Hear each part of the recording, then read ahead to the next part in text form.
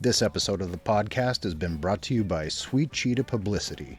Sweet Cheetah is an inclusive, socially conscious PR collective that puts their money where their mouth is. They have a current roster of bands that reads like a greatest hits anthology. Brainiac, Catholic School, Jawbox, The New Amsterdams, Oceans in the Sky.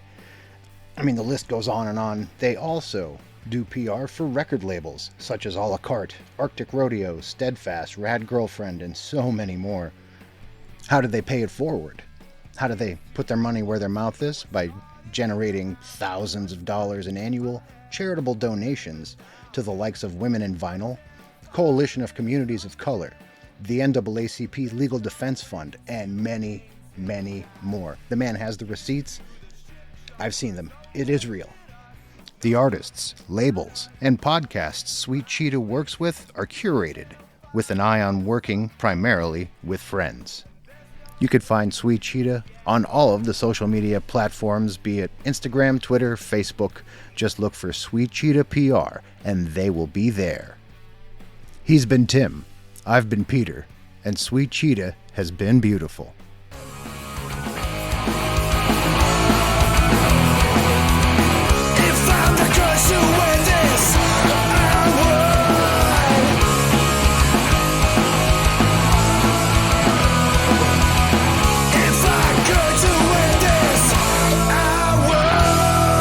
And I would. Hello and welcome to another edition of the Book of Very, Very Bad Things podcast.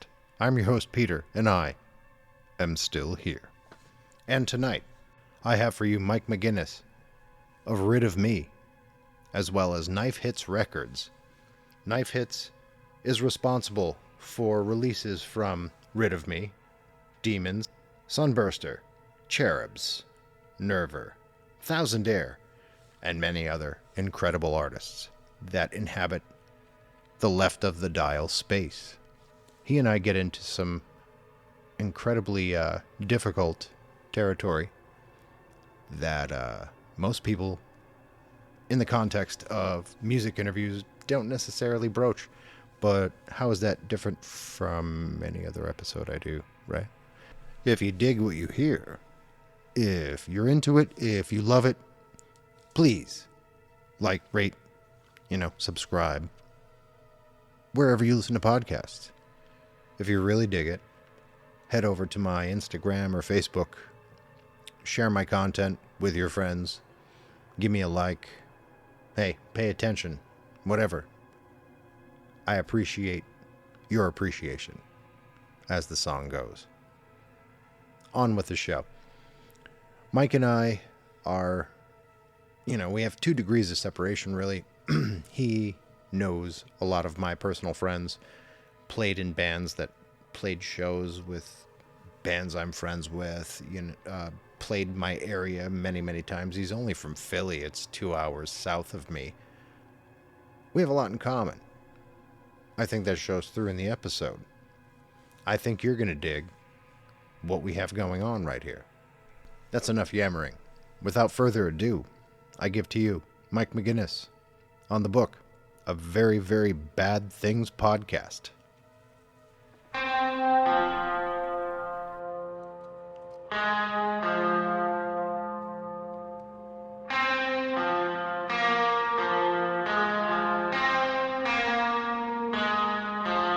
When I break from myself, I break from no one else. I keep falling down.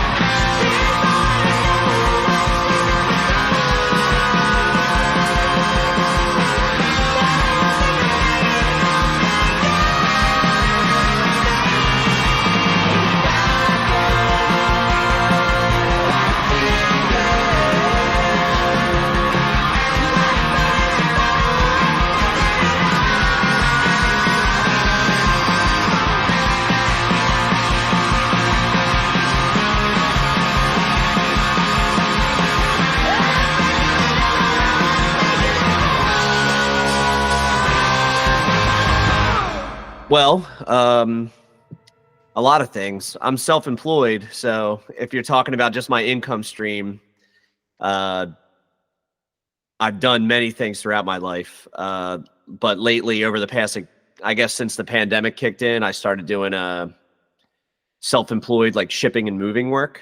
Mhm. But more importantly, I run a record label and called Knife Hits Records. That's, I wouldn't say it's what I do for a living, but it's a big part of my life. Yeah, and Knife Hits has been releasing everything from like the more brutal end of things with Demons to Rid of Me. Now, Rid of Me, that's you, right? That's your entity. Yeah, it's definitely my baby for sure. But by no means is it like a solo project or anything. It's a collaborative effort with all the members. But it's definitely my main focus musically. In fact, I don't really have any other projects that I'm like writing music for or anything like that. I'm mostly writing for that and kind of managing it, and that's like where my passion lies. But any other, I guess, efforts or time or energy or whatever that gets put in at the moment mostly goes into the label instead of like a secondary band or anything. Yeah. Not to say I'm, closed-minded to doing a second band again, but I already juggle a hell of a lot. So Yeah, it seems to be quite a workload. yeah. And, judging just from the posters you have behind you, Rid of Me is kind of born of a storied musical background for you, because it seems to me that you're into a lot of different styles. Is that the same as far as your band history, like coming from like more metallic sounds and hardcore into the more like post-punk and dream pop style music? Yeah, absolutely. What's funny? I've been listening to some of the episodes of your podcast, and I realized like there's a chance maybe we even know each other because, like, I just listened to the Justin Pearson episode, Mhm. and you guys were talking about a lot of people that we probably have as mutual friends. Being from Philadelphia, and like a lot of the shows you were talking about being at, maybe some of my old bands may have played those shows. What bands? Played with an Albatross a lot in my old band, the Funeral Bird. Oh, I remember the Funeral Bird. Absolutely. Yeah, well, that was me and me and Pat from Creepoids band, because Pat and I go way back. And then I did Fight Amp for 12 years, Mhm. and we started in the early 2000s, and that kind of segues into what you were just talking about, like the family tree of Rid of Me kind of comes from that lineage, really. And those bands always, again, we were rubbing elbows with bands that Justin Pearson was playing in and then Albatross and stuff like that. But we were also playing with crust bands and, occasionally hardcore bands and hardcore punk bands and all that. And, it's very like sort of an amalgamation of everything. I don't know. I've never been like genre allegiant, I guess. Right. I just like cool, weird music. Yeah, just independent music in general Absolutely. is Yeah. a nice like frosting to put on that cake. But Yes. the an Albatross guys I grew up with, they're like Jay Hudak, the bass player, and he's my best friend. We've been Okay. He was in my wedding. Right. Yeah. So that's, and Ed Gita and I go back just as long as Jay and I. We're all old dear friends. And you and I think probably crossed paths at some point, especially back when we played Cafe Metro more times than I can count both Funeral Bird and Fight Amp. So well, Hudak's old band, the band Hudak and I were in pre an Albatross, played Metro like about 1 billion times too. Okay, and we played with the Locust a lot. So okay. Yeah, there's a distinct possibility that we've met a few times. I just looked a lot younger and had hair and things like that. sure. Yeah, and I had short hair and no facial hair, and it may have been dyed black at the time. So Mine sure was. Yeah, there you go. Right on. But tell me about, like, I guess the start of Rid of Me then, because like knowing your old bands and knowing your pedigree, more aggressive music for certain. Then we get to Rid of Me, and it's definitely more allegiant to like a post-punk dark wave bent almost, and it's really well wrought. And I like the fact that it's not up its own ass with it either. Thank you. You know, like it's Yeah. not pretentious, like, you know, sitting in the corner brooding type. Sure. You know what I mean? It's definitely. Thanks for noticing that. Yeah. Yeah. It's definitely a lot more adjacent to the punk end of the post-punk thing than anything else. So kind of like walk me through that a little bit, like starting that, what your vision of it was, what made you want to create this style of music. Yeah, I guess just naturally, even, you know, going back to the days of Fight Amp or even Funeral Bird for that matter, even though that was a short-lived band, you know, Fight Amp was around for 12 years. Funeral Bird was maybe 2. And we were kids. Our influences were always varied, never genre allegiant to hardcore or metal, even though we liked those things and dabbled in them. And I guess just sort of naturally just, I don't know, we were young and angsty and pissed at things we didn't even know what we were pissed at the time, being teenagers and in our 20s. Yeah. So things just came out heavy and angry, and that's like, you know, that's the way we I guess presented ourselves.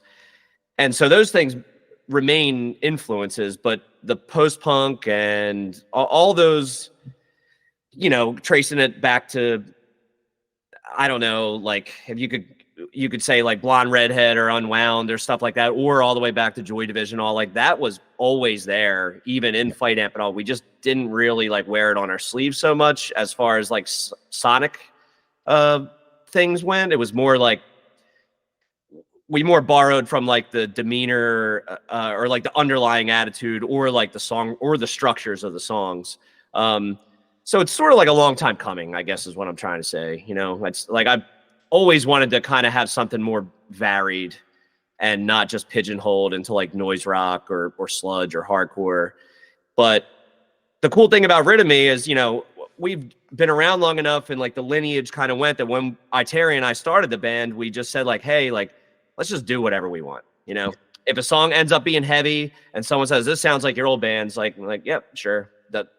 Take it or leave it, you know? Yeah. And then if we do something totally new and different or just keep a song quiet the whole time, that's great too, you know? So we sort of just like, let's just throw everything out the window and do whatever the hell we want. So and there's still that angst is still simmering in there. It's not as if you had just wholesale abandoned that. Absolutely not. Yeah. It's still in there, and it's still a pretty vital aspect of the stew. But you know, you're just bringing in a lot more elements, and I think that helps you be more expressive, I would imagine. Just in my own experience as a musician, the more you can call from, the more free you become in your own songwriting. Like you're stripping limitations away.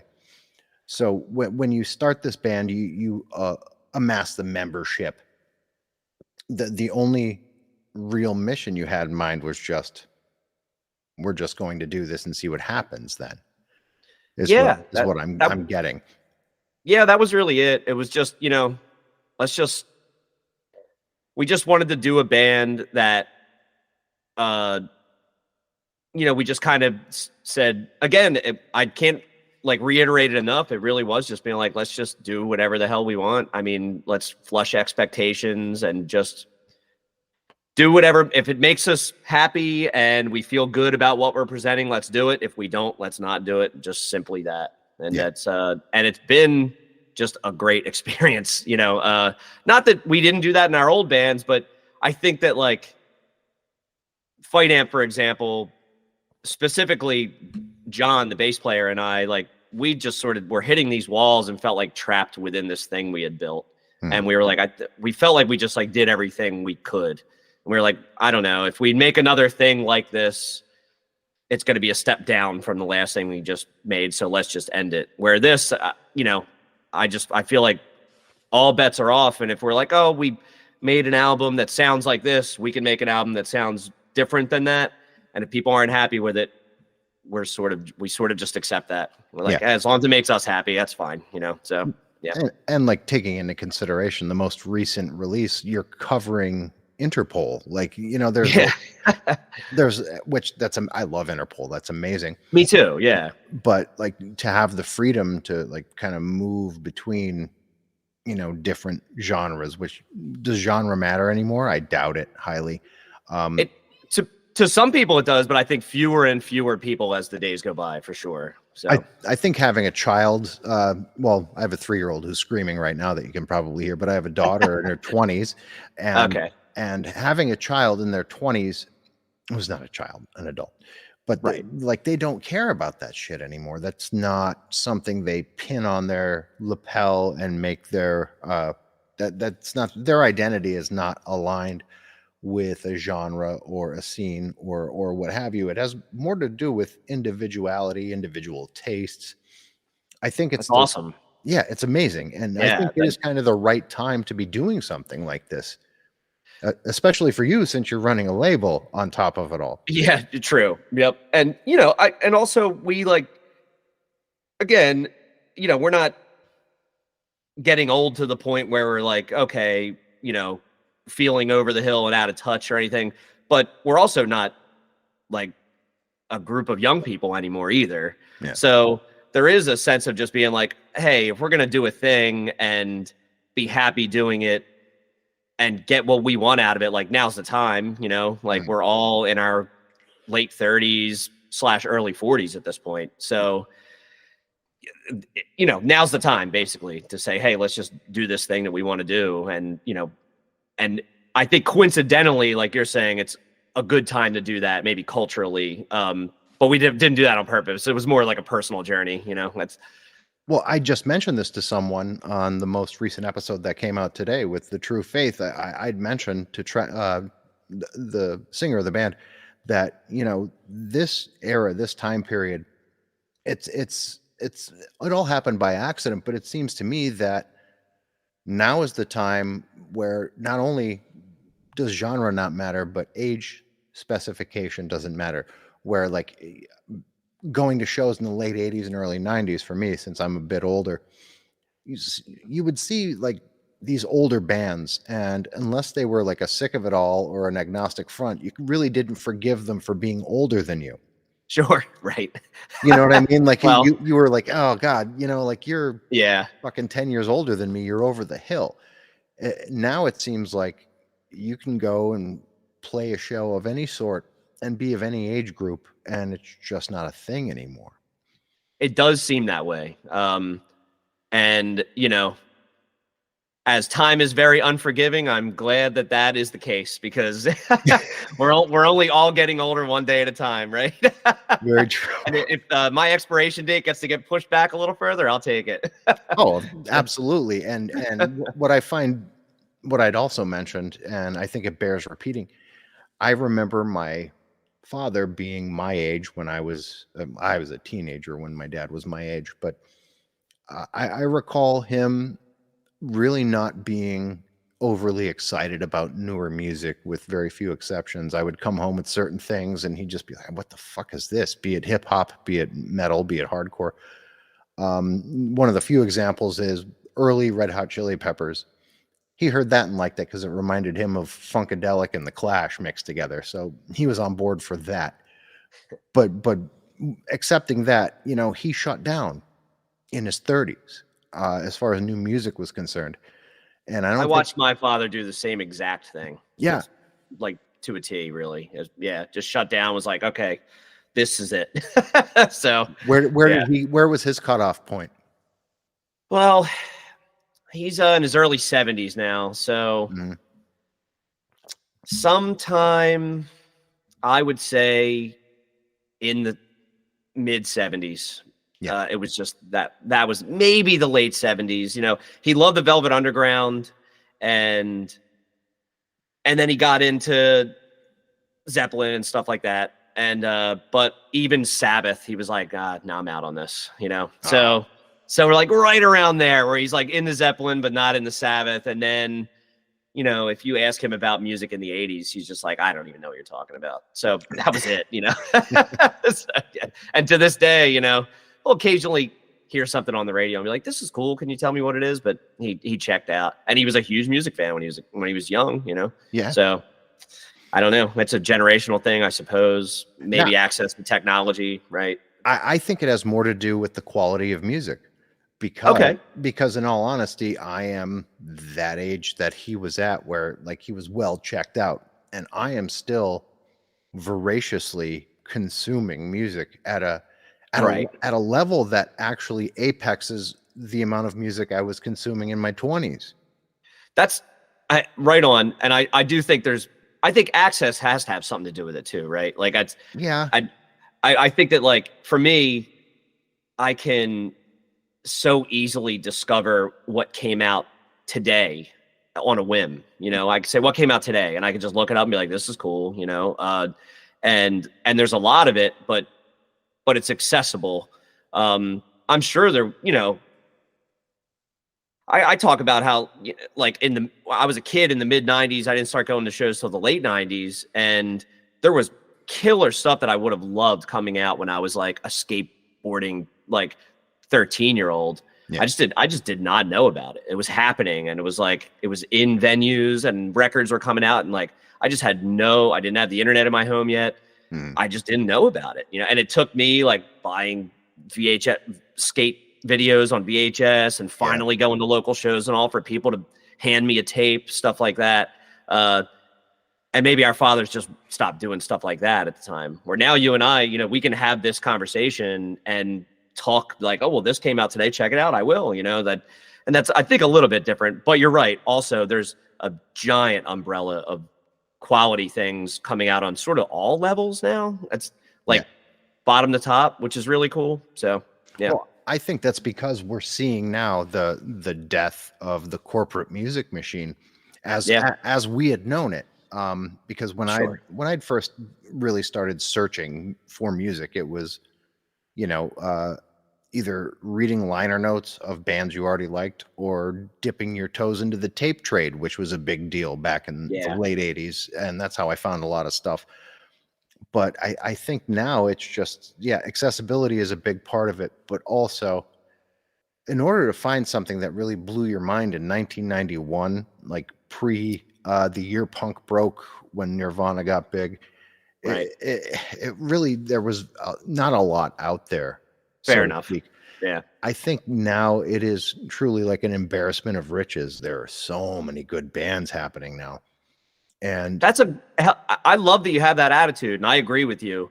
I hear the opposite a lot, and I think that people aren't paying attention if they feel that way. Like, music used to be better. I'm like, I don't know what you're talking about. Yeah, not at all. You hear it a lot, like, punk's not what it used to be. I'm like, I think it's having a renaissance, but teach their own, I guess. But yeah, but a lot of that just has to do with romanticizing your place in something. And nostalgia, right? That exactly what you just said, which is what nostalgia is basically. Yeah. So, yeah. Yeah. Yep. I mean, no, I'm never going to, go to a show and see Inside Out with Zach De La Rocca again, right? Play in a room full of 40 people, or see Gorilla Biscuits again, or like maybe, well, I can see Gorilla Biscuits again, but it's not going to be like the first time. Sure, right? You know what I mean? Like you can see most bands again these days, really. But that's yeah. But like, it's not about just the romanticism of a time period, and of course, seeing things through the lens of a 14-year-old kid in the grip of discovery. Right. You're going to see it through these goggles that just make everything seem larger than life. But if you really examine it and really get down to the kernel of what makes music cool, now more than ever, it's become democratized because, access to things like synthesizers back in the 90s required a good deal of money. And a good deal of know-how, where now you can just go and download patches and stuff like that and just do it yourself and truly embody the spirit of the DIY Discord thing, where it's just about what's happening now, what can I do now, and all of this is at the disposal of these young people who are bearing their souls, no matter if we see eye to eye with their plight. Sure. They're doing it from their hearts, and they're doing it simply. They're not blowing all this money, and they're not buying into this elitism that you have to have, like a Moog to make something Yeah. real.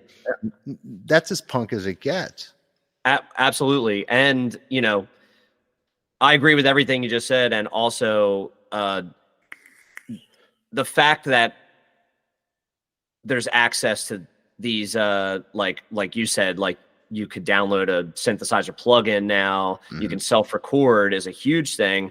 It's now people's ideas are like the pipeline from like the inception of the idea to them being able to get it into other people's ears is much shorter than it used to be. Yeah. And I'll take it because I want to hear that stuff. I like, I don't want there to be all these brick walls along the way for all these people.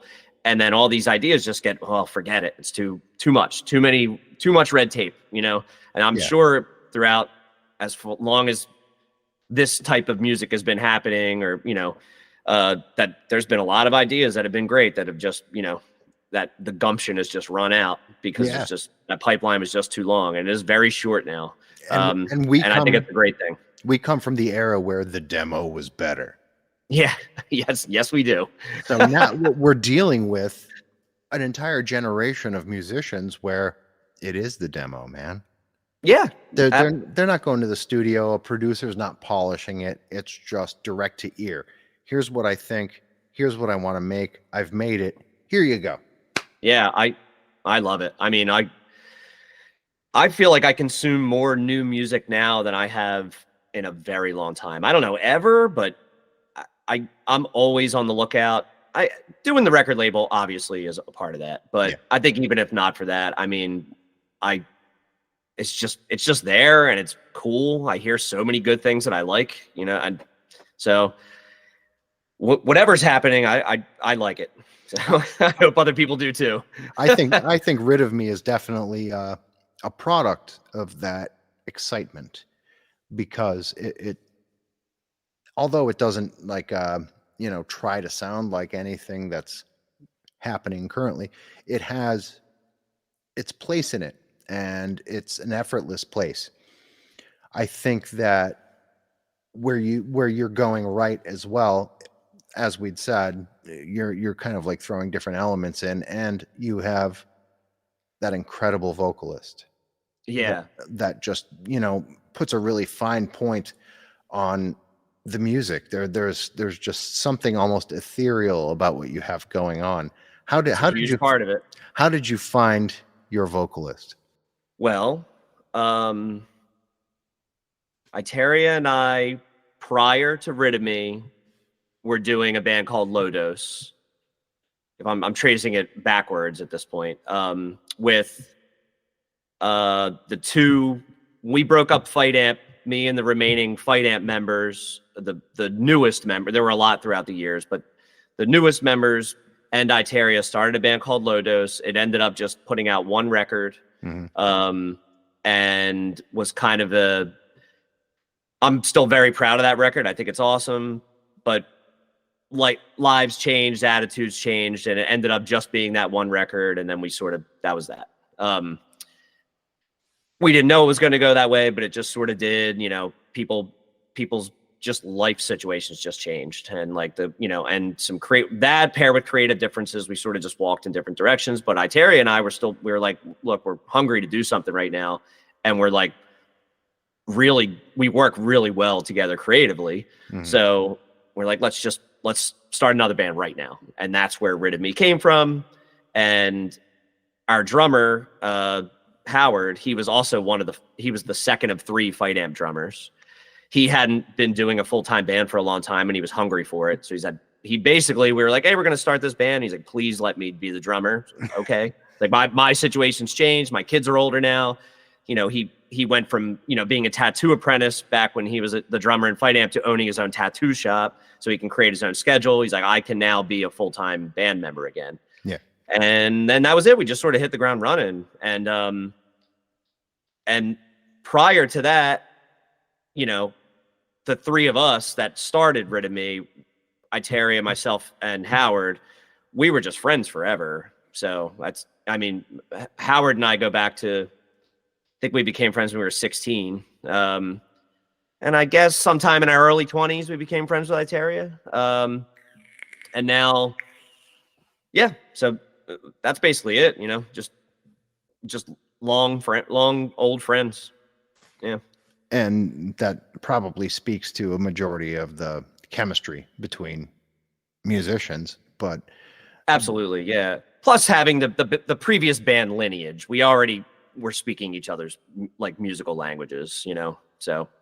But coming out of all of that into this, that probably felt a bit freeing for all of the above stated people too, just because, we're not tying ourselves to strictures of, okay, this is what we're going to do. It's just, we're going to make it happen. We're just going, right. The rule is play music. And that's very refreshing, because I don't think I've ever stepped into a project where the mission statement was, we're just going to make music. It's always like, we're going to do something that is like this, or falls in this category, or, feeds this appetite. Yeah, absolutely. And that was like the main, again, we've never been super genre like allegiant with any previous project, but it had more like, I guess, boundaries, whether we knew they were happening or not, really. Like some of them just fell into place, and we tried to break free of them as best as we could, but starting a new project with that in mind immediately definitely was liberating. And yeah, I also just think that like it now allows, I think when people will listen to Rid of Me and be like, oh, I hear your old bands in this. I'm like, yeah, well, it's now, it just sort of naturally comes through, rather, like, oh yeah, well, of course it's in there. It's the same people. Like, I play guitar and write songs the same way I always have, like I'm not a brand new person because it's a new band. So it's sort of like it comes through in this natural way instead of like being forced, which again, I love. So yeah. And it seems like you're like most bands in this day and age you're not really concentrating so much on the idea of the full album. It's more like a smattering of singles. And like, I don't know if the long form record is really anything that anyone cares about anymore. I don't know what your experience is, but the idea of broaching that crucible of the full length. Yeah. Well, so it's not the same thing. It's definitely not. I still love albums, and I still want to make albums. And I think there's enough people that appreciate albums to, where bands, if they want to, they should. And, we have one LP. Yeah. The thing is, like, I kind of want to do both. Like, we have one LP, and, our whole thing was, like, when we're not making LPs, I run a record label. We can do short releases that are just digital and cassette only. And maybe, eventually they get compiled onto, a piece of wax, stuff like that. And like, I want to do both. I mean, we're basically done writing our second LP right now. Mm-hmm. So we are about to do another full album. I hope people still want it, Yeah. And it's even, it's 11 songs, like 37 minutes. I actually just scheduled the recording time today.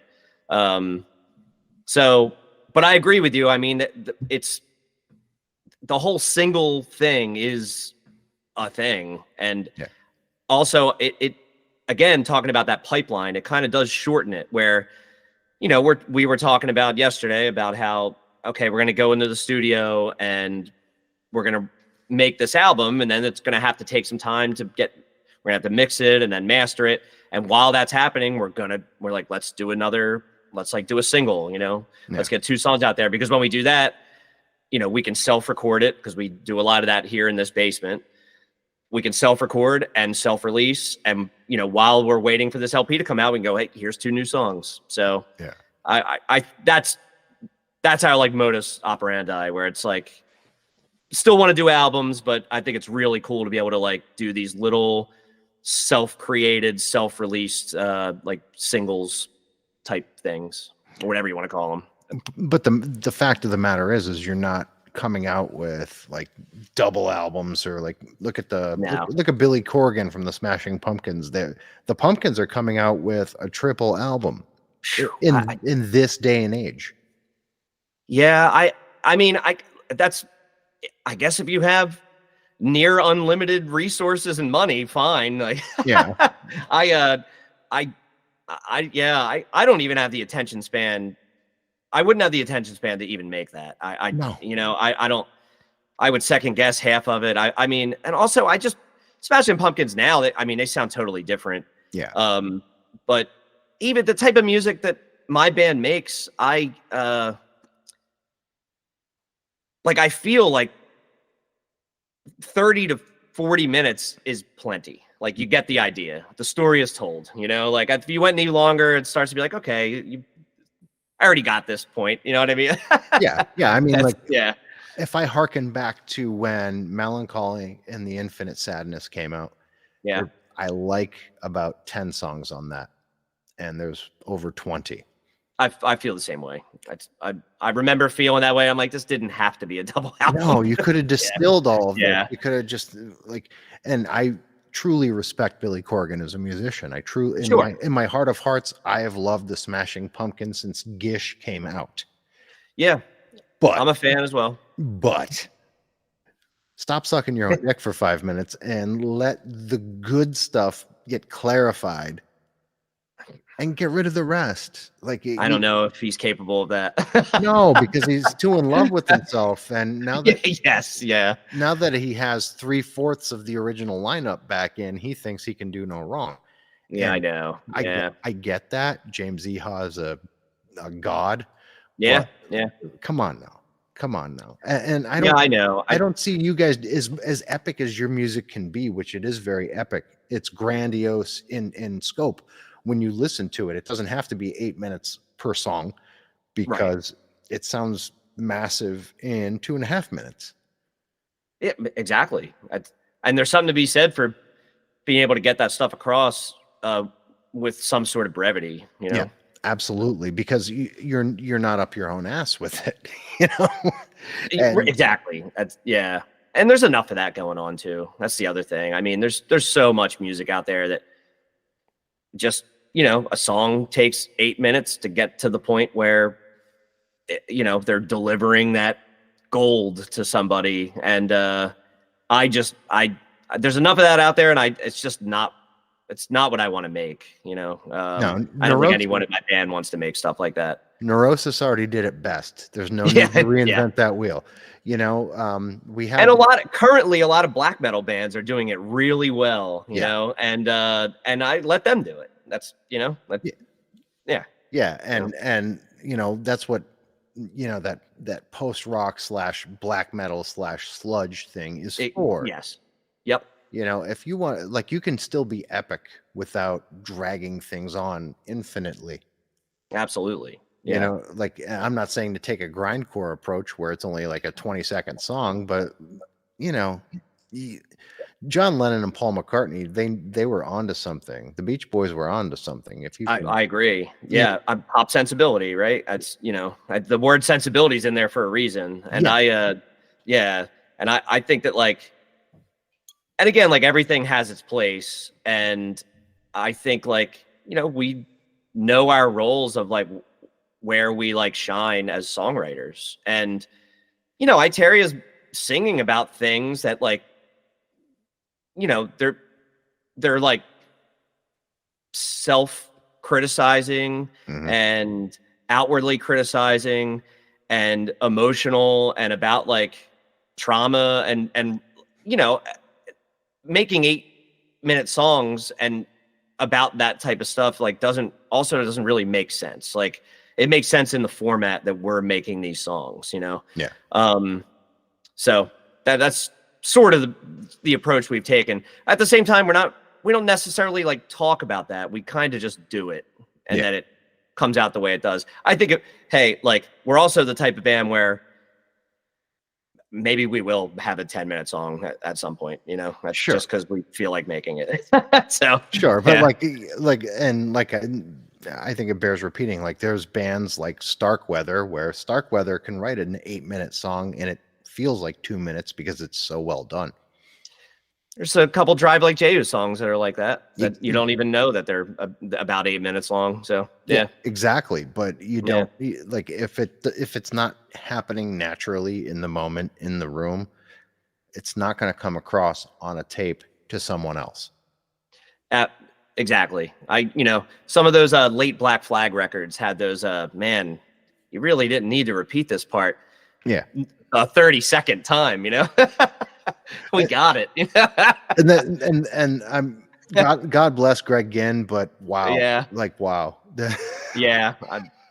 I'm a fan of a lot of Black Flag records, but there's some that lost me. And I know I've been criticized for not enjoying In My Head. I'm sorry, I just don't. So everything good about In My Head already happened on My War.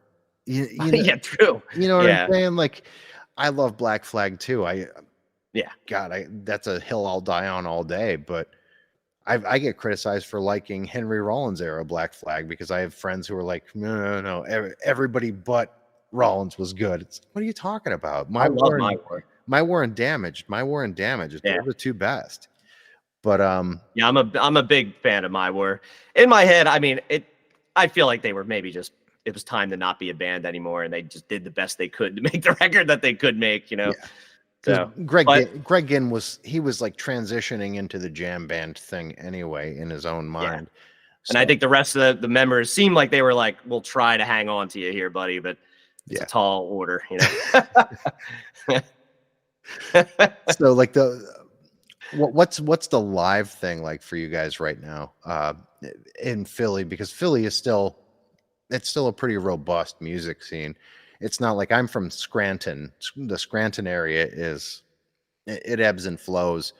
We're in a lull again, but Philly is still vibrant. What's playing live like for you guys right now?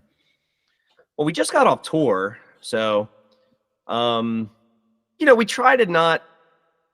We've been here for a while, and our previous bands have had been eventually we're able to draw like good crowds here in Philly and stuff. So we try not to overplay, just so when we are playing at home, it's like special. Yeah. And so when we do play here in Philly, it's just great across the board, but we just try not to do that thing where we're playing once every 2 months, and instead maybe once a season at most. Yeah. And I mean, it's been great. So, but other than that, like, we got a couple tours in under our belt finally last year. And I mean, like the scene here has like rotated quite a bit. It's gotten younger, which is awesome. Yeah. And a lot of that I think was like born of the pandemic in certain ways, or a lot of like, kind of more guerrilla style shows. And that's sort of stuck around, which is really cool. So when we play here lately, we've been just trying to like not play the same places, like go to some different spots. But yeah, we have like a support structure here and a lot of good friends and people that enjoy us and bands that we're friends with, and all. So it's overall a positive experience.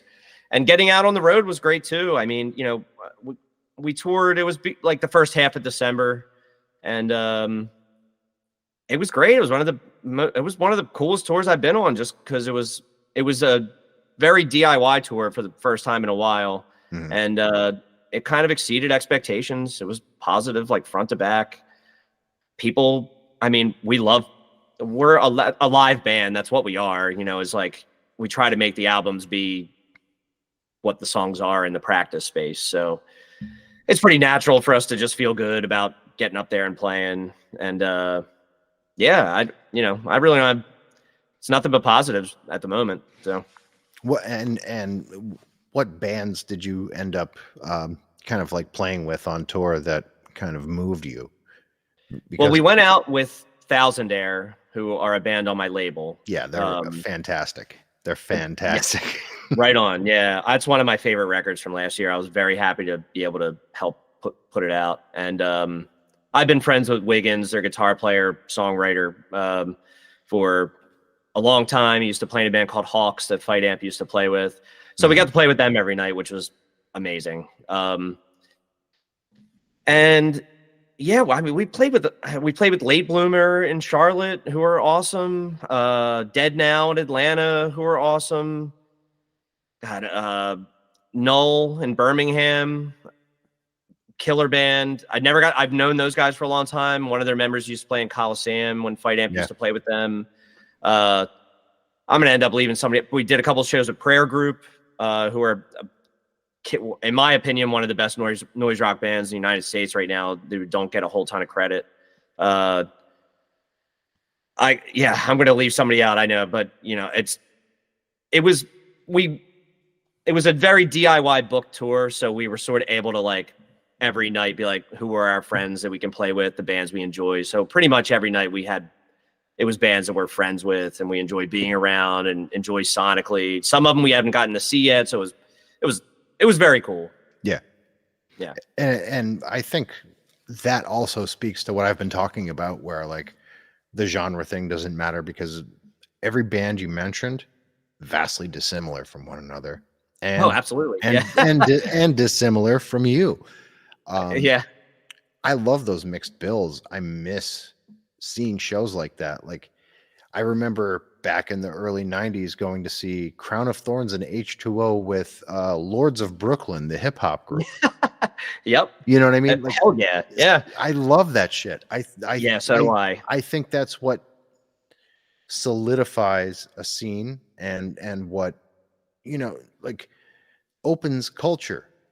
You know, Absolutely. It creates a venue for discussion almost. Like, what was it about this that inspired you? Why is this? You know, like it's almost a conversation piece in with the trappings of a show. Yeah.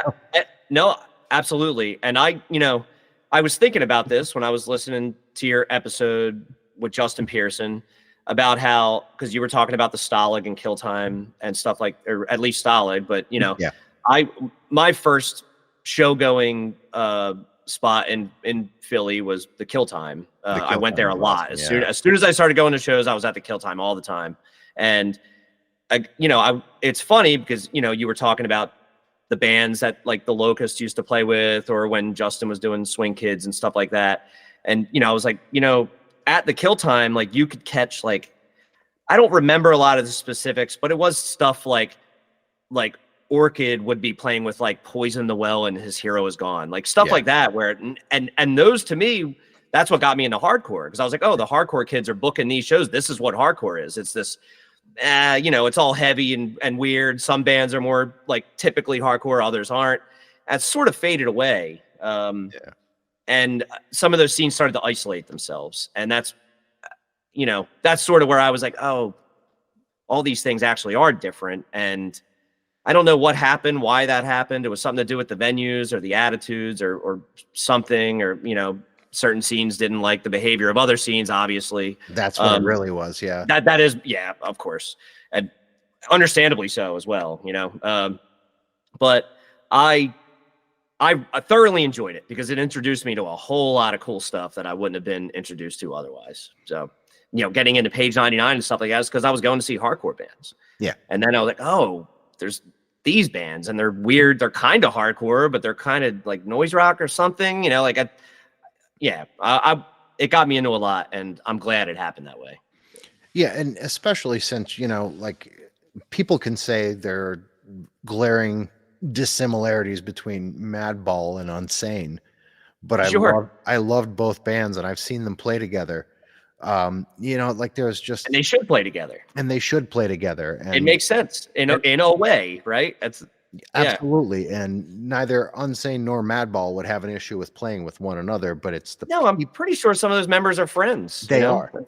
Yeah. And the fact of the matter is it's not the bands, it's the people that align themselves with the cultural stereotype that the band is aligned with. Yeah. Because like noise rock, traditionally you think of like crazy skater kids watching like Mexican death videos in their basements, and like the Madballs and Sick of It Alls of the world, it's more associated with like suburban white kids trying to be tough guys. And Neither is the case with the members of the bands. They're actually, I know both bands. They're both fucking really cool people. Yeah, I believe it. But it's the followings. What I want to kind of like call back is, in this day and age, that shit, that the only holdovers, the people who still buy into that, are the people in our age group. The younger people don't give a shit about it. Amen. And- And how cool was that to see? That's what I want. I want that. I want people to let go of that bullshit. It's because that's what it is. You know, it's these kids fucking, not only did they do away with that, but they did away with you know, the idea of the normative sexual specifications. And like, this generation is the only generation where non-binary gender politics would take such a firm root and be heard. oh yeah, for sure. It's because of these younger people. It's not because of my generation, because as liberal as we all thought we were, Right. we weren't. We may have talked about it in a passing manner, but we weren't really breaking down any barriers. Not at the time. I think that, you know, as long as we've stayed, you know, willing to listen and learn and change, that, you know, now we can be like aligned with that side of things. Yeah. But at the time, you're right. I mean, you know, there's a great example is like, you know, it was like maybe a year or two ago, is like Steve Albini coming out and being like, hey, like, we thought the war was won, and that's why I was an edgelord back then, and I have to apologize for it, you know? And I applaud him for saying that, because he was like, we thought the war was won, but it fucking wasn't. Mm-hmm. And so I'm out here saying all this like shitty, offensive stuff, and he's like, now I realize that was bullshit, because the war is not won. There's plenty of people that are on the wrong side of things applauding my shitty edgelord comments for all the wrong reasons. Yeah. And like him coming out and saying that stuff, I was like, hey, right on, you know? And so, you know, when you get a little bit older, you have to like listen and be open to what younger people are saying, for sure, you know? Yeah, because he, like, let's face it, Steve was not only in things he said, but he was in a band called Rape Man. Exactly. That's one of the things he was referring to. Yeah. And like, that's fucked up. I wouldn't be in a band called that, you know, like, and like Rape Man was a manga comic, but right. Still, even Big Black's biggest album, which I love, songs about fucking, like, yeah, same. It's like, it's still, he's still like he was trying to be shocking in an era where he thought that, you know, the counterculture had kind of bested normative society, and in all actuality, we were so far from the mark. Yeah, it was awfully presumptuous, but it's good to hear him like admit that, you know. That's like, hey, I'm guilty. The war wasn't won, wasn't even close, you know. So I'm guilty of this shit, because like when Obama was in office, I remember saying to other people, dude, racism's dead. Right. Who's racist anymore? And then, yeah, you know, I get married, and my wife is a woman of color, and I start to see post, like we got together during the Obama administration, but directly thereafter, I got to see some of the ugliest aspects of the human spirit. And sorry to hear that. But it was a wake-up call I needed, because I was resting on my liberal laurels, like, oh, look at me, I'm, you know. I know. I mean, there were a lot of those things that I bought into in the past too, that I've had to learn and shed, and realize that, you know, we're just, especially as in this country, we're just not there yet. I mean, not really even close. No. So you just have to keep an open mind and know that there's just work to be done still, and you can't sit back and like you said, like, rest on your laurels when it comes to that, and be like, oh, this problem's solved because somebody's in office, or some symbolic thing that isn't what's happening on the ground, you know? Yeah. Because in all actuality, the only reason Barack got elected is, you know, because he was acceptable to a degree, right?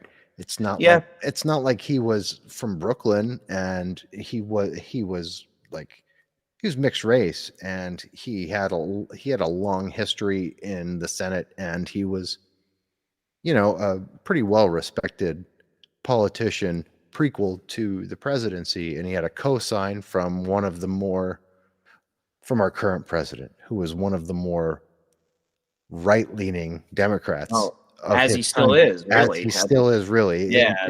He's a traditional Republican, in my opinion, but Yeah, I mean, he might be as far right, if not a smidge further right than Ronald Reagan, which is wild. yeah, You know, Yeah. For you and I, anyway. I think younger people, the context is lost when when it's like before your lifetime. Yeah.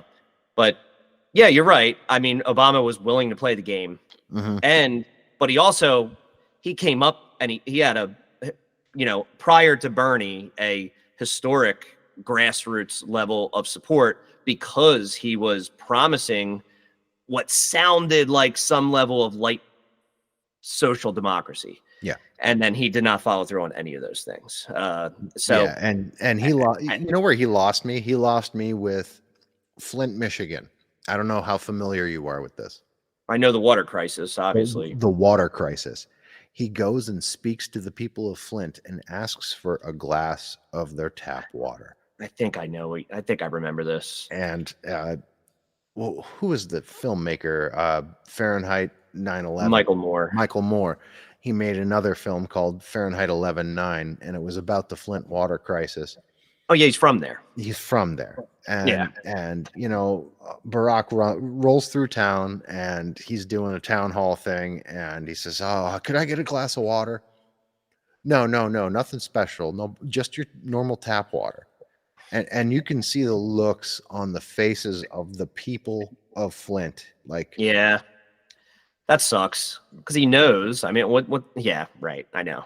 You're playing games. It's a shame. Yeah, his presidency did open my eyes to some of the like liberal fallacies in our government, and even now it's like the progressives just get swept up into this system, and they are even now progressive has become like liberal was like, okay, now we know what liberals really are, and now the same thing's happening with progressives. We're like, oh, all right, maybe you're not capable of getting in there and changing the system. It's sad, really.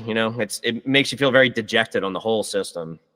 I think when you think about that and kind of shoot it through the prism of the microcosm of the music scene, though, what we've been discussing about music and how the walls are kind of being torn asunder, genre-wise, sound-wise, I think the world under the rule of these younger people who are their stewardship once they become of age and start to really run things is when we're going to be much older, but we're going to finally see some real lasting change because they don't want this shit. Yeah, I hope so. There's the cynic in me, is always slightly skeptical of getting too like excited about that. And I hope what you just said is correct, but it's like the dinosaurs always find a way to be like, I see what's happening. Let me jump in front of it, put a loophole here so people get all mixed up and then go the opposite direction. In the time that we've been alive anyway, that's not always the case. So at some point things are bound to break and change for good, for the better. I hope so. But I don't get my hopes up completely yet. And that's understandable. But I got my fingers crossed and I'm hoping for the best. You just got to watch where the money's coming from. And I think that's where it really shakes out, But and hey, there's something to be said for if corporatism stops caring about the type of music that the bands that we enjoy and all make, that it can just sort of be self-managed. And I'm not saying totally just by the seat of our pants off. There's plenty of people that are, have their shit together enough where it can be a thing. That sort of means it'll never go to a level where bands are having so much money thrown at them that they can make another Sgt. Pepper or something like that. Yeah. But I'll take that sacrifice personally. my worry currently is, you still have a band like Turnstile that is getting like Taco Bell commercial deals, and that's great for them. I like awesome. You guys did a good job, but it does have like some potential repercussions, especially with artificial intelligence. I know might seem like a crazy conspiracy theory or something, but half the articles we read online now are written by AIs and edited by humans instead of the other way around. And there are implications in being able to feed music into AIs for commercial purposes. And then suddenly you have this like music that like perhaps gets created by AIs and then humans are playing live, There's a bunch of weird implications happening with that. And I'm like, I don't know I can't really afford to think about it too much, to be honest. But well, how familiar you remember E-Town Concrete, right? Of course. Yeah. They just did a couple shows, in Central Jersey. I was heard it on the radio. So the vocalist of E-Town Concrete is a big player in the music industry right now, and he was a driving force behind this AI rapper. Did you hear about this? No, this is amazing. Tell me more, please. Okay, he was a driving force with a record label behind this artificial intelligence hip hop artist that people eventually boycotted because it was like such a pose and so completely ridiculous. But like there was a Virgin Records record deal in place, an album already out, and people were like latching onto it for a hot second there because it was an AI that was creating the image like gorillas, but not animated by humans. And there was a real rapper behind it all, but the lyrics were written by artificial intelligence. All of it, beats, everything. It was all computerized. And thankfully, there but by the grace of God or humanity, people saw it for what it was and rejected it wholesale. And now there's a big thing about it, and this guy's job might be in the balance. But oh wow, okay, you know what I mean? Like, no, that's interesting. The thing is, the technology is rapidly improving. Yeah, and there may be you have this whole thing now with deepfakes where they're like, hey, like some political leaders might come on your television and say something, and it's not actually them saying it, and you won't know the difference. Yeah, and those types of implications with music, where say you feed. There's plenty of music that isn't reinventing the wheel already. And if you feed that into an AI and it mixes things up and makes its own version of it, and people can't tell the difference, suddenly like the landscape just completely changes where, how do people then tell the difference? It's just going to be, I guess, live shows, but what about people that then cover these things? I don't know. It's the implications are weird. I'm nowhere near an expert on it or smart enough to really know, or a prognosticator enough to really know where it's going to go. But I know it's going to do something. And it leads when there's money involved from Taco Bell. Yeah, I do think there's a vested interest for that to happen, And it will lead to what they call an Asimov cascade, where, the AI will be making an AI, and we'll get flooded with it all. But that's not to say I think Turnstile is an AI-driven band. I think. Oh no, that's not what I'm saying. No. They're a very real band, and they're a very good band. They're a very good band. Yeah, absolutely. Like never in a million years did I think somebody would take Snapcase and 311 and smash them together and make it sound good, but they sure did. Yeah, and like Token Entry, right? Token Entry, exactly. Yeah. It's very it's cool. I like what they did for sure. Oh yeah, I like what they did too. But like the corporatization of subculture, it always left a bad taste in my mouth. When Civ had a car commercial, Can't Wait 1 Minute More was in a car commercial, and it's like, dude, Gorilla Biscuits are in a car commercial. Yeah. Or like the Smiths in an Acura commercial or whatever. Oh yeah. Like there's always been that homogenization via corporatization that left me feeling very empty about the things that I pinned my almost personality on. And now with the rise of AI and these intelligences doing things like retaining counsel, you heard about this, right? The Google AI bot that asked one of the developers to get him a lawyer. Oh my God, really? Yeah, you No, don't know this? no, this is great. Oh Oh my boy. God, we're getting Yeah, it's a brave new world, isn't it? yeah. Aldous Yeah. Huxley would be fucking spinning in his grave right now. I think he is. Definitely, but Yeah. this is real, and I won't expound upon it any further. But I have to tell Okay. you, about this. Yeah, please. So Google came up with an alternative, or an intelligence that it was supposed to be like a helper for whatever with Google. I don't know the fuck, but people ask questions to this AI. The AI spits back information. Sure. Now all of a sudden it has a consciousness, is talking to one of the developers who's working from home via the pandemic. Asks said developer to retain counsel for it so that it can be viewed as or construed as an actual person. A lawyer takes the case.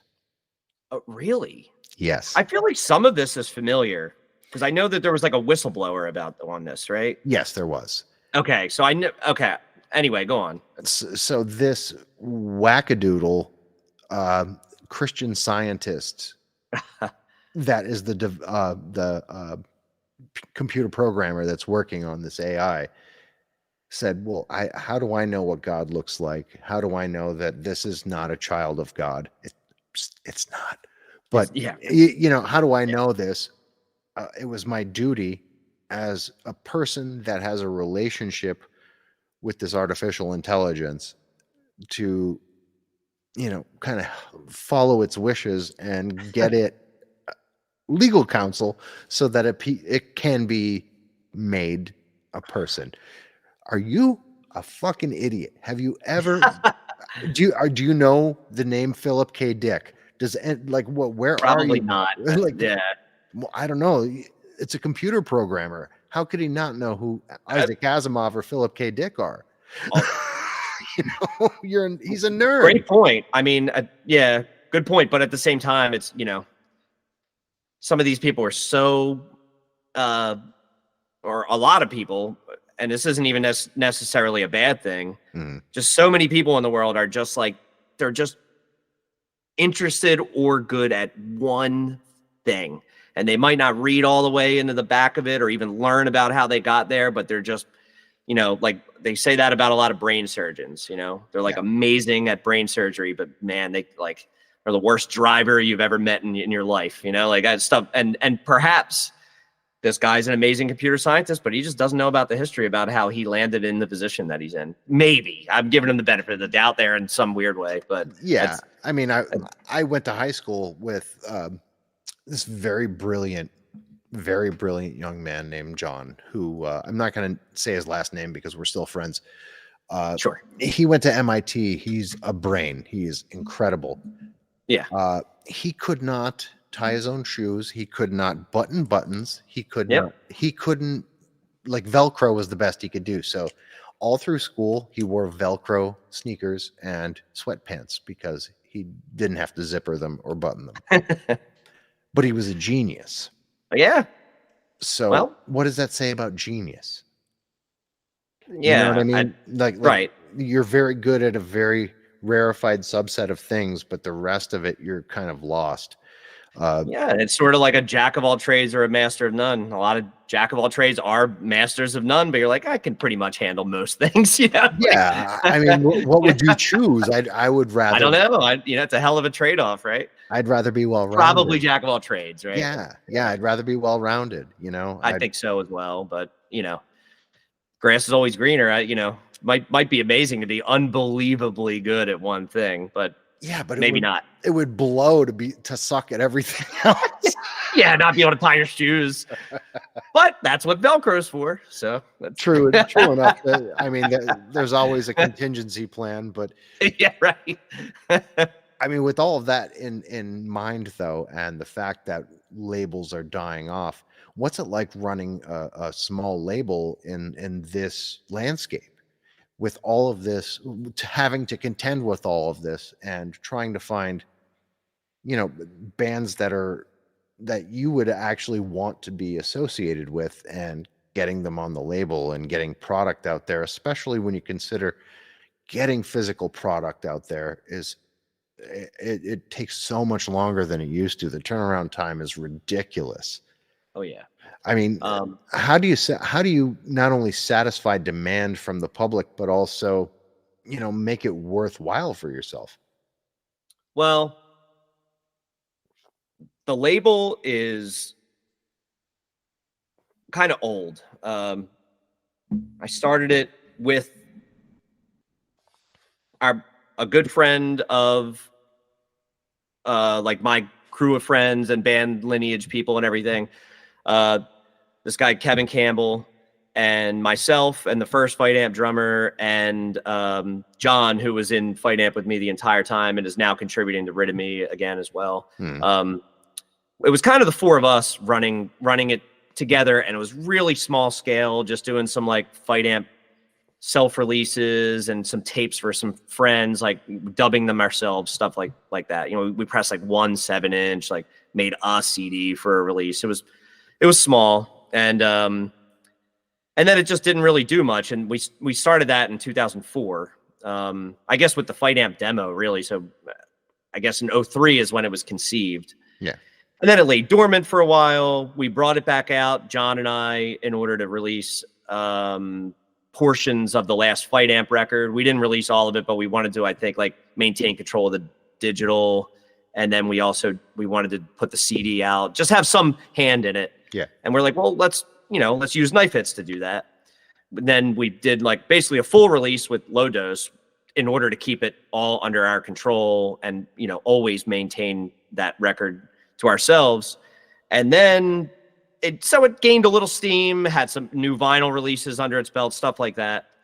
And then in 2020, I had a lot of time on my hands when the pandemic started. Yeah. And I was making an with Rid of Me, but also was just at home constantly. So sometimes I'm like, okay, I'm done doing the things I need to do for this album today. And I'm done, watching TV or making food or whatever I was doing around the house when we couldn't leave for a little bit. And I wanted to be involved with music in a way that wasn't just me, like spitting out riffs and self-recording and demoing. And I was like, well, I'll try to do some more stuff with the label. And the thing is, it's been better than ever. I don't have a lot of struggle with it whatsoever. I do everything within my own terms. I don't overpromise. If somebody wants, hey, I really want vinyl for this release, and I'm like, hey, I don't think it's going to sell, or I can't afford it or something. I'm just upfront with people. Yeah. And sometimes they go, okay, cool. I'm going to look somewhere else. Or other times they go, okay, maybe we don't need vinyl for this release. As long as I'm honest and upfront with people, which I am, like, across the board, I never set false expectations. Everyone on the label is very happy. And it's been very organic coming across bands, because it's like I was just saying, it started years ago. Yeah. That when things were ramping up and every release I started to put out was doing well, it was easy to just, my friends were coming to me being like, hey, like, maybe we should do something together. I'm like, I've always wanted to, so now's the time, So a lot of the bands that like ended up getting on the roster were friends of mine, people I had toured with, people I had been in bands with. Some of my neighbors that are my best friends, like a couple of their bands are on the label.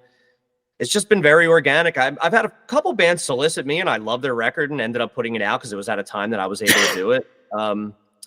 I haven't done a ton of vinyl, just a few releases. I'm about to do, I think, 2 of the records I'm putting out this year will have vinyl releases. The turnaround times are insane. The cost is up.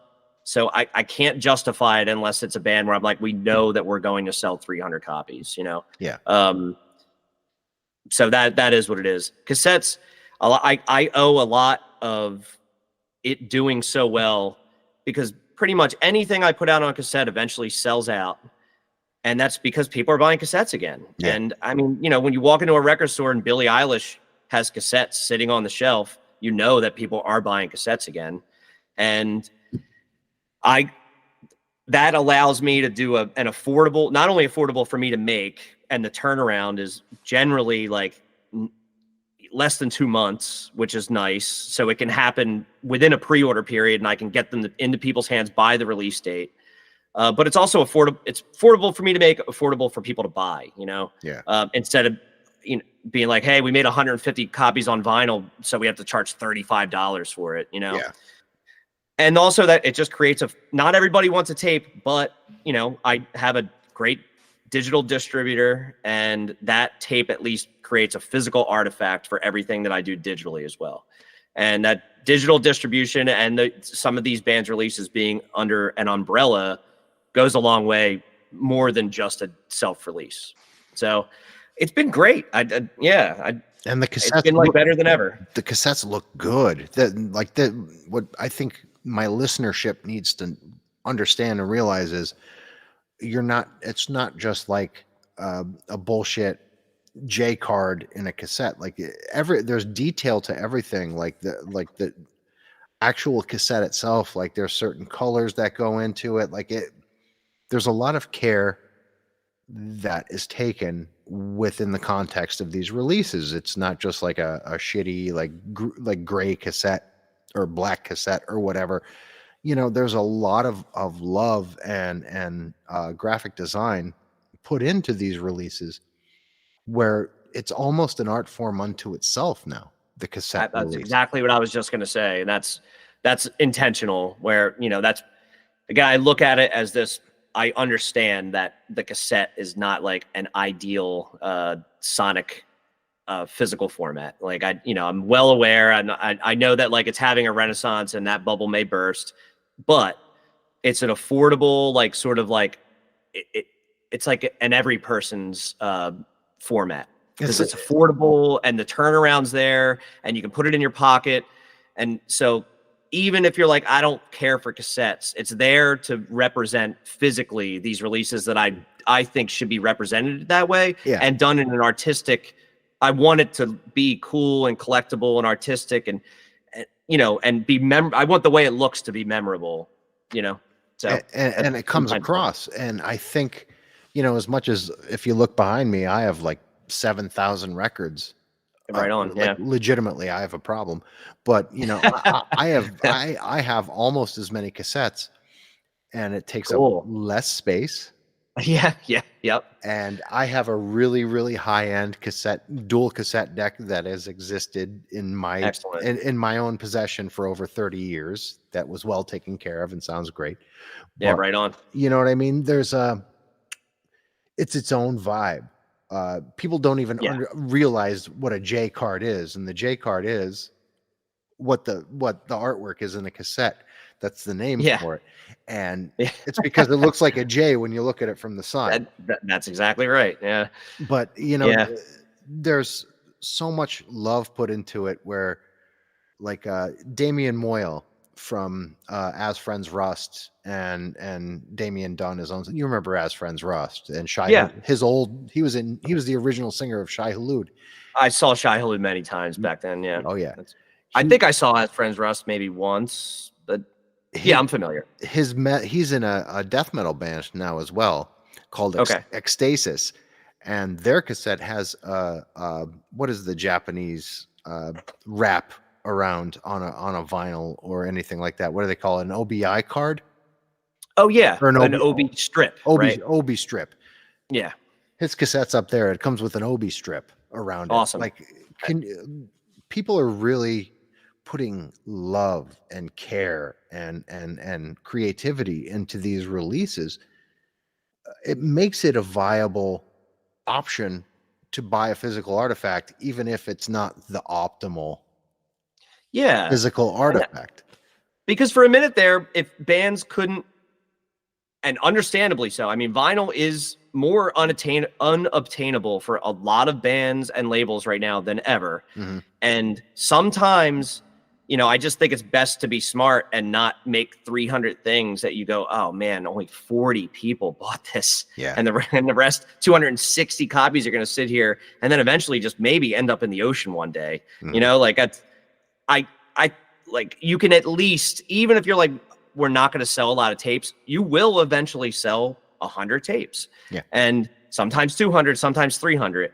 And for a while that was like unobtainable, and people said, screw it, CDs and tapes aren't worth it. And a lot of really awesome releases were only coming out digitally. And I just don't like that, because I digital things, I mean, clearly a cassette tape can break, your vinyl can warp. There's, your CD can get too scratched to bring it back to life. But, there's a lot of these streaming platforms and all where releases just suddenly disappear. Yeah.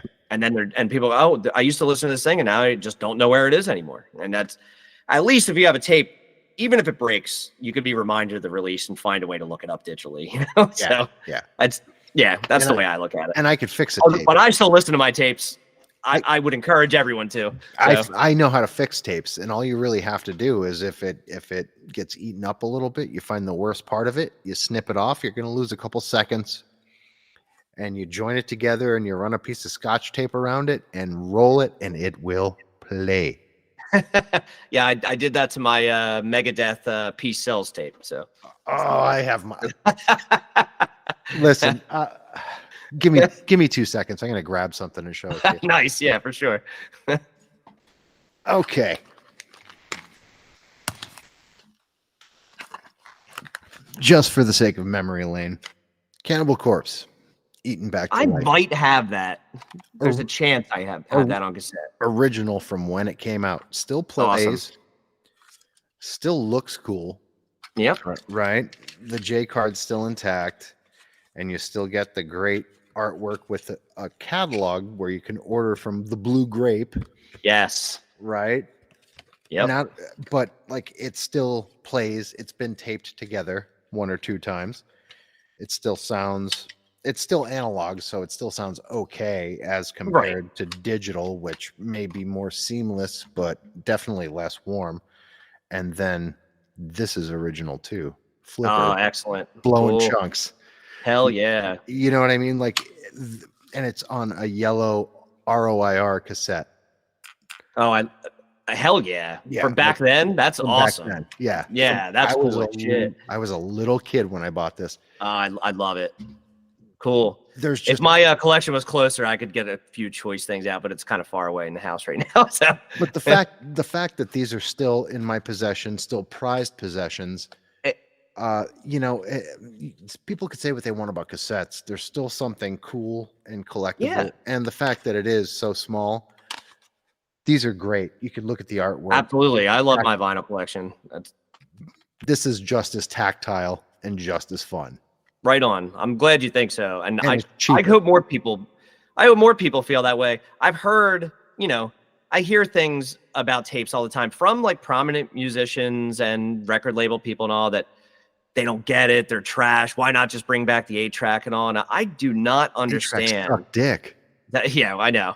I don't understand talking any amount of shit on any physical format. Like to me, like if they're around and people want them, we should just embrace it. Like that's, we're lucky that people still want physical artifacts, because there was a little bit there where, a whole lot of talking heads would tell you that physical format in general was just going away. Yeah. And to me, that would be a tragedy. I think that these people pour years of their lives into making these pieces of art, and to just have it exist, in the ether. In the ether, exactly. It's just a shame if that's how it's going to be, And I think that having a physical artifact really does make people appreciate it more. Well, that's the truth, because I could listen to Flipper Blowing Chunks right now anywhere in the world on my phone, right?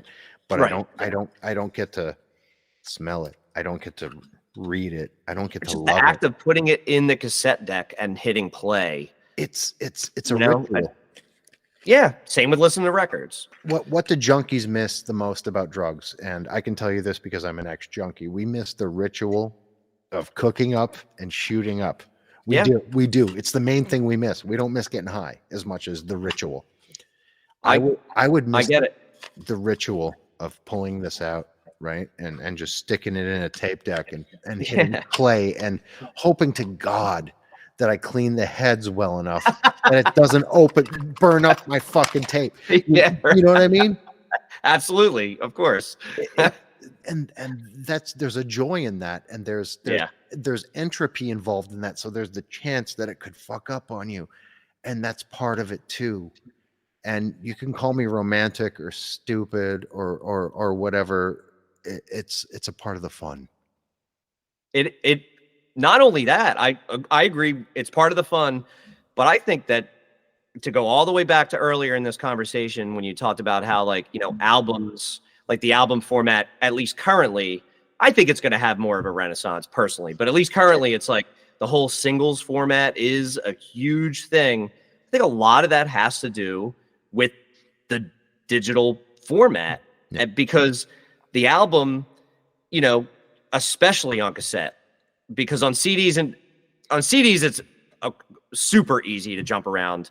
Vinyl, it's pretty easy. Yeah. Cassette, it's not as easy, and like some cassette decks can take it from song to song, but you got to work your way through it to get where you want to be. Yeah. So on cassette, a lot of times you're like, I'm just going to listen to the whole thing. You're married to the whole album experience.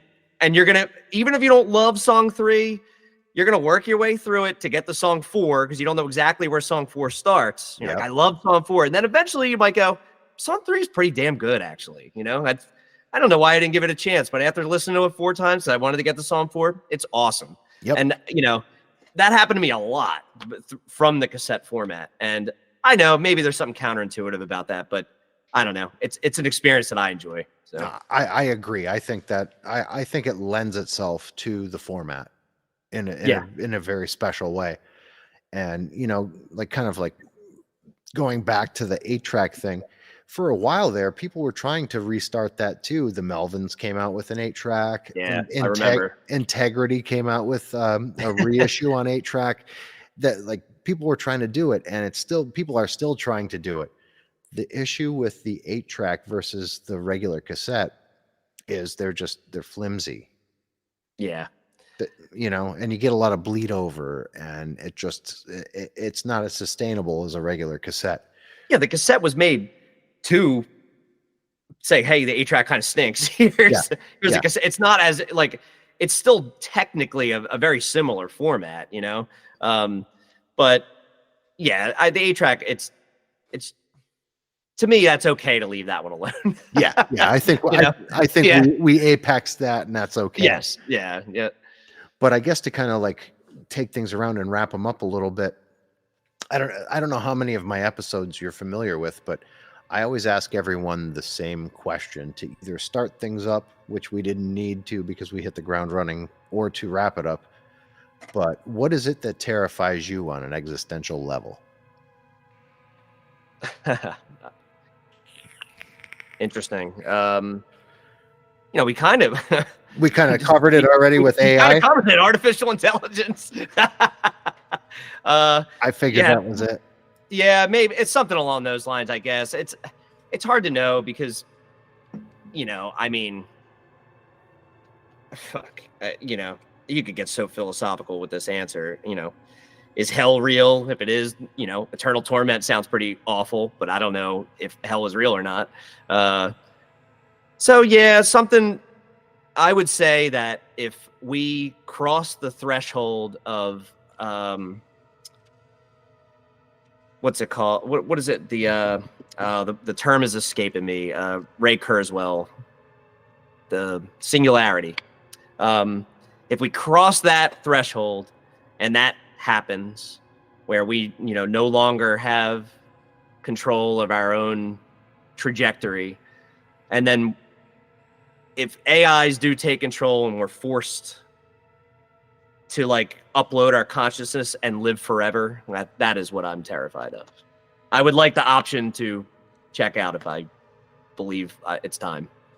So, you know, what's funny about that is I covered this pretty succinctly with Chris Broach from Braid when he was on. We had a very similar existential fear, which was you know, the infinite blackness that's without the known universe. Once you get past everything inhabited by planets and stars, there's an infinite vacuum of nothing, and that has completely preoccupied my young mind since I watched Nova on TV when I was 8 years old. Oh yeah.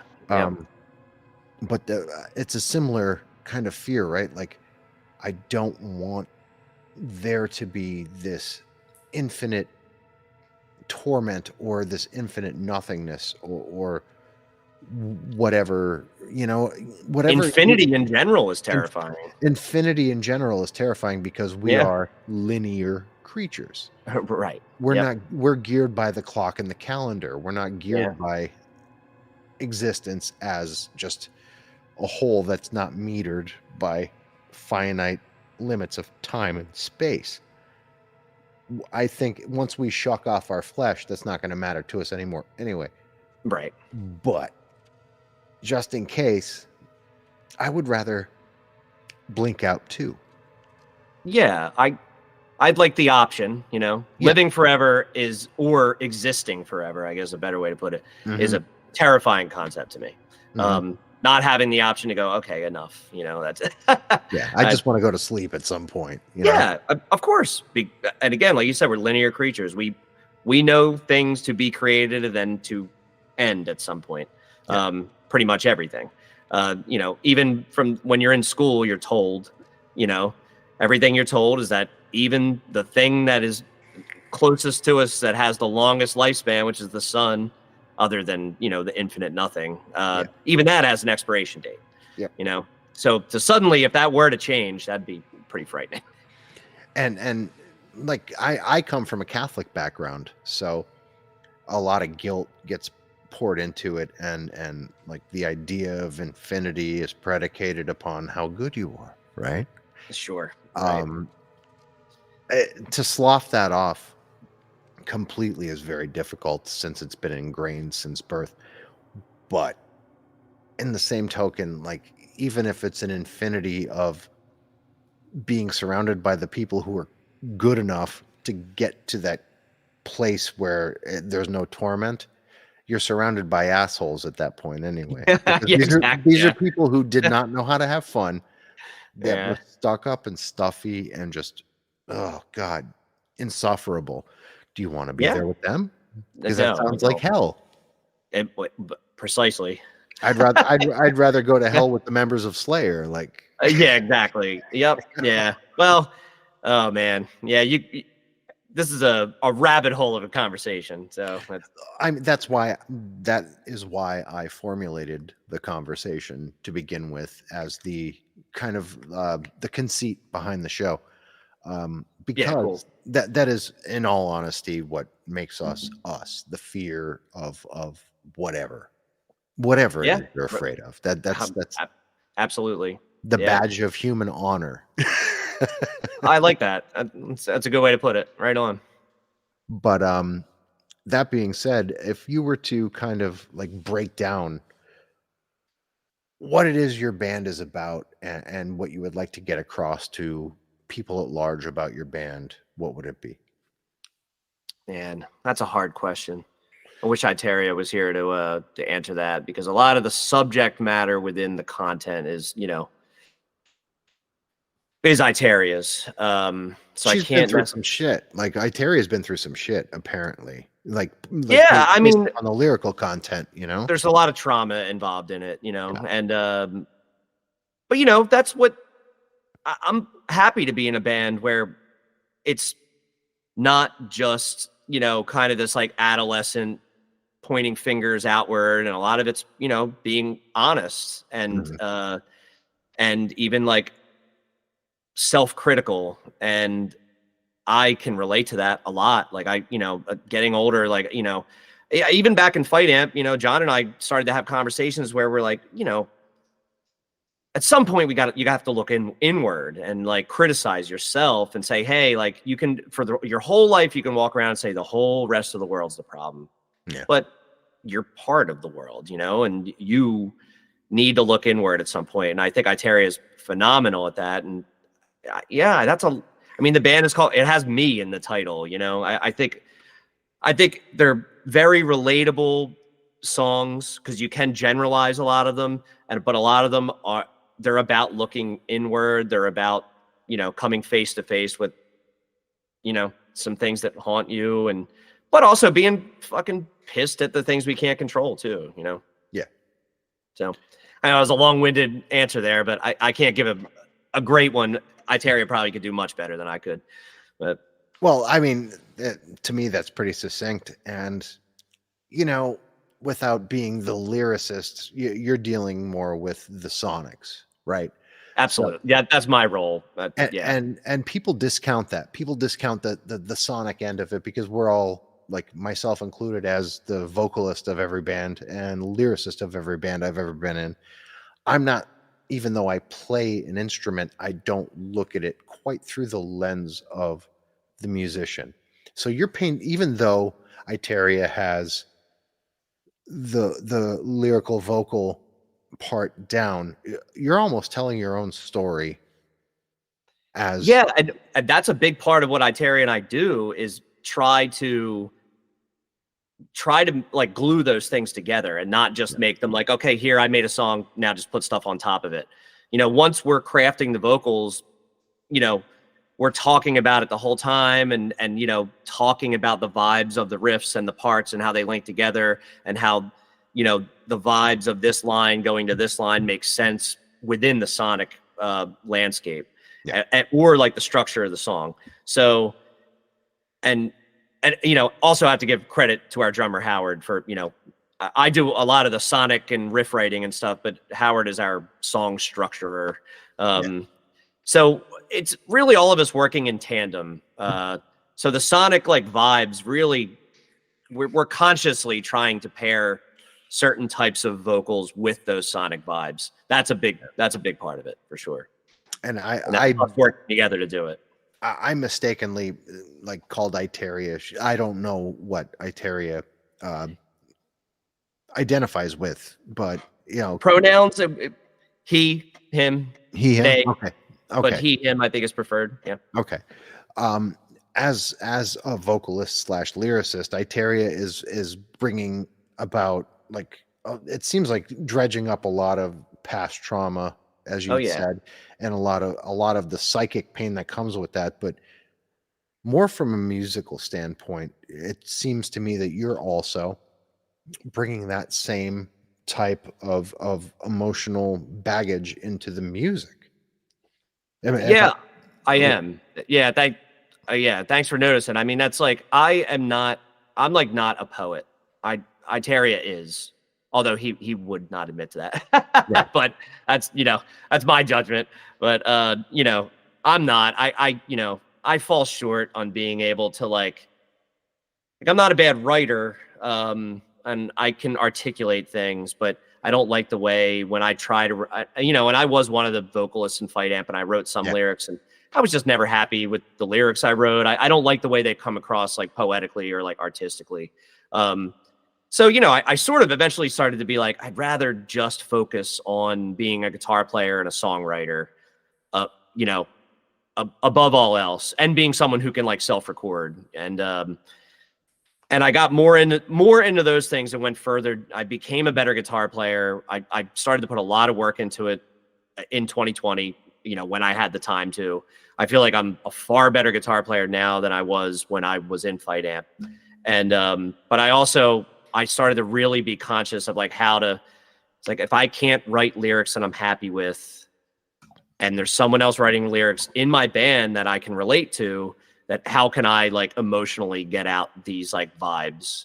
And that's a conscious goal of mine all the time. Like, how am I feeling right now? I have some riff ideas. How can I make them sound how I feel? That's a big part of it. To me, it seems like the musically, there's a lot of like fear coming across in the music, and to me, that's palpable.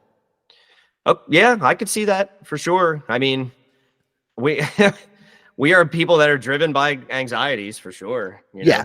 But to me, like musically, it feels anxious. It is. Like, are you by nature a very anxious person? Because like I feel that. Like it's well, yeah, that's wild. Oh yeah, we all are. We all have anxiety issues for sure. Mm-hmm. And speaking on a personal level, like absolutely, it's a personal struggle of mine. And a way I cope with it often is making music. So Yeah, I think that's probably the best therapy. I have anxiety issues. I have I have sleep paralysis issues. Like it all, Yeah. and that all does kind of come out in the music. And one of the things that really like came into focus with just musically, like strip the vocals away, it seemed anxious, like somebody who's kind of teetering on the edge of some pretty intense emotions that they're dealing with, but it's you're fighting with them too. Very accurate. I mean, that's it's coming through, I think, naturally and intentional, at the same time, because Mhm. that a lot of these songs are written during times of distress. I mean, it just is what it is. Yeah. So it's been and I mean, we've been a band now. It's what we just, I guess, saw our 3-year anniversary. Mhm. It's been a hell of a 3 years. We started the band right as we had a tour planned. We snuck in a little like EP recording, and then we're like, let's make an album, go on tour, and then the world changed, and our lives have been a roller coaster since, because of it's like the butterfly effect. As soon as that stuff all happened, everything just flew out of place. So we've had, on a personal level and on a grand level, it's been a turbulent few years for sure, and Yeah. that's been the duration of this band, has been through that turbulence. So It kind of like it hardens you into a steel, though, and that's, I think, kind of like the moral of the story. right You on. Yeah. you've seen your way through like what could be construed as some of the most trying psychic times of our generation. They're up And there, but everyone that, is at least old enough to be conscious, went through it as well. So it's like in the zeitgeist, and everybody, some people maybe had easier times than others because it didn't disrupt, like it didn't cause like major trauma or change in their life. For us, all of our lives are wildly different now than how they were in January of 2020. yeah, So, I mean, a lot of it is born of what happened to the world. I think the most major implications are for those who were incredibly young during it, like my son, for example. Right. He had fun. Don't get me wrong. So did I. If I'm being honest, I probably had the best time ever I because had good times. Don't get me wrong. I had a small child who I got to, instead of going Yeah. to work, I got to be home with him the whole time. Incredible times, but Yeah, right on. it probably stymied him in a lot of ways. And I'm sure. Yeah.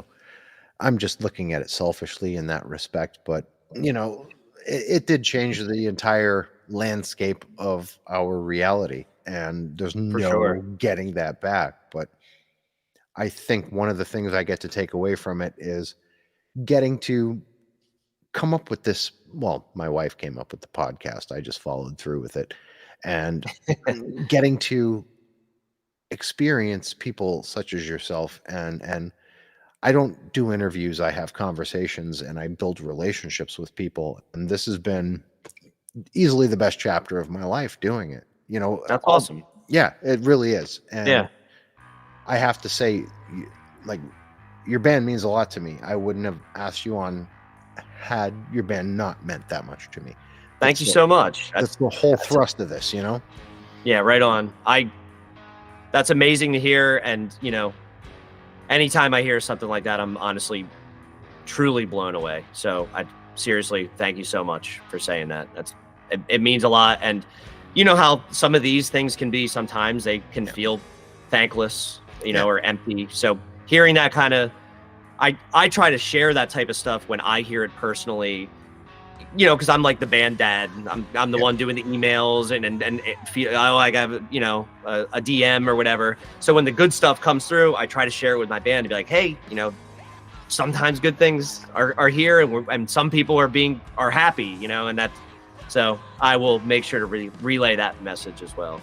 That's wonderful. So I think at that note, I will let you go for the evening, but Right on. when the record is ready to drop, if you would like to come on again so we could do something for that album, specifically I would love to. tailored around that for the release of it, I would love to have you back on. I would love to. We're recording. We start the first weekend of April. So ideally we'll have some kind of master in the early summer. And if we can figure out the, vinyl production quandary, which we may have a couple workarounds, we'll see. Fingers crossed it comes out in like late fall, but Awesome. we'll see. But I will definitely keep in touch with you on it for sure. Please do. Awesome. All right. It was a pleasure. This was a pleasure, Mike. Thank you so much. Hell yeah. Yep. Have a good night. You too. Truth is, life moves pretty fast. If you don't stop and look around once in a while, you just might miss it. I really enjoyed this conversation, as I'm wont to say often, but I really dig this. I dig Mike. I dig Knife Hits, all of the bands on their roster. Rid of Me is an incredible band. I hope you love this. I certainly love this. He's been Mike. I've been Peter. You've been beautiful. And this has been the Book of Very, Very Bad Things podcast. Go give your mother a hug, and I'll see you next week. Good night, y'all.